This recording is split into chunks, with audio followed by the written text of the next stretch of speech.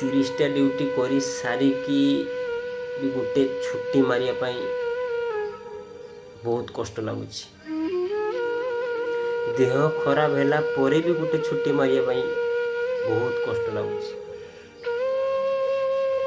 କାହିଁକି ନା ଏ ମାସର ସାଲାରୀ କାଳେ କମ୍ ଆସିଯିବ। যেটা টার্গেট ଅଛି ଛୁଟି ମାରିଦେଲେ କାଳେ ସାଲାରୀ କମ୍ ଆସିଯିବ।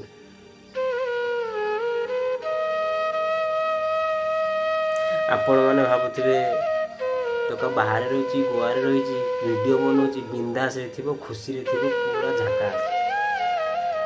ନାଇଁ ଆଜ୍ଞା, ମନ ହାଲକା କରିବା ପାଇଁ ମୁଁ ଭିଡ଼ିଓ ଟିକେ ବନେଇଦିଏ, କେତେବେଳେ ଟିକେ କମେଡ଼ି କରିଦିଏ, କେତେବେଳେ ଟିକେ ନିଜେ ହସିଦିଏ, ଲୋକକୁ କେତେବେଳେ ହସେଇଦିଏ, କେତେବେଳେ ନିଜେ ନିଜେ କାନ୍ଦି ବି ଯାଏ। ଟିକେ ମନଟା ହାଲକା କରିବା ପାଇଁ ଆଜ୍ଞା ମୁଁ ଭିଡ଼ିଓ ବନେଇଦିଏ। ଆପଣମାନେ ଭାବୁଥିବେ ବଢ଼ିଆ ବିନ୍ଦାସ ଦେଖିବ। ନାଇଁ ଆଜ୍ଞା, 8 ଘଣ୍ଟା ଡ୍ୟୁଟି କରି ସାରିକି ପୁଣି 4 ଘଣ୍ଟା ଓଟି, 4 ଘଣ୍ଟା ଓଟି କରି ସାରିକି ରୁମ୍ରେ ଆସି ରୋଷେଇବାସ କରିସାରି ଖାଇ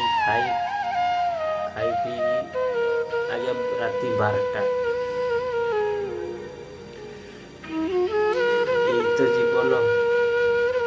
ଭଗବାନ କେମିତି ଯେ ଖେଳ ଖେଳୁଛନ୍ତି କହିପାରିବିନି। କିଛି କରିବା ପାଇଁ ହେଲେ ଯେ ଏତେ କଷ୍ଟ କରିବା ପାଇଁ ପଡ଼େ ସେଟା ଆଜି ମୁଁ ଅନୁଭବ କରୁଛି। ଏକା ମୁଁ ନୁହଁ, ଦୁନିଆରେ ଯେତେ ସବୁ ପୁଅ, ଦୁନିଆରେ ଯେତେ ସବୁ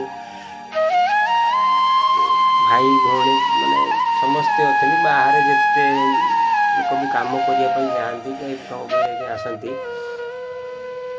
ଏତେ ଯେ କଷ୍ଟ କରନ୍ତି ସେଇଟା ମୁଁ ଜାଣିନଥିଲି। ଗାଁରେ ଯେତେବେଳେ ରହିଥିଲି, ଯେତେବେଳେ ଖାଉଥିଲି, ବୁଲୁଥିଲି ବିନ୍ଦାସ,